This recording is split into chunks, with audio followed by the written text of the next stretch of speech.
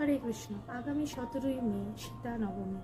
আত্মসম্মান, প্রেম, ধৈর্য, ত্যাগ, নিষ্ঠা, শুদ্ধতায় পরিপূর্ণ উদাহরণ হল শ্রীমতী সীতা দেবী। তাকে ভূমিদেবীর পুত্রীও বলা হয়, কারণ জনক রাজা, যিনি দ্বাদশ মহাজনের একজন, তিনি যজ্ঞের সময় ভূমি প্রস্তুত করার জন্য সোনার ঝুড়িতে লাঙ্গলের সময় সীতা দেবীকে পেয়েছিলেন।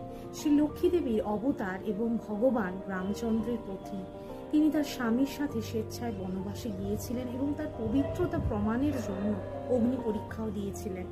সীতা দেবীর কাহিনী নিঃস্বার্থ ধৈর্য এবং ভক্তির একটি চিরন্তন উদাহরণ। সীতা দেবীর মহিমা ভক্তদেরকে তার গুণাবলী অনুকরণ করতে এবং অটল ভক্তি ও সেবার মাধ্যমে ঈশ্বরের সাথে গভীর সংযোগ সন্ধান করতে অনুপ্রাণিত করে। এই তিথিতে ভক্তরা উপবাস করে থাকে এবং সীতা দেবীর মহিমা কীর্তন করে তার কৃপা লাভের চেষ্টা করে থাকে। হরে কৃষ্ণ।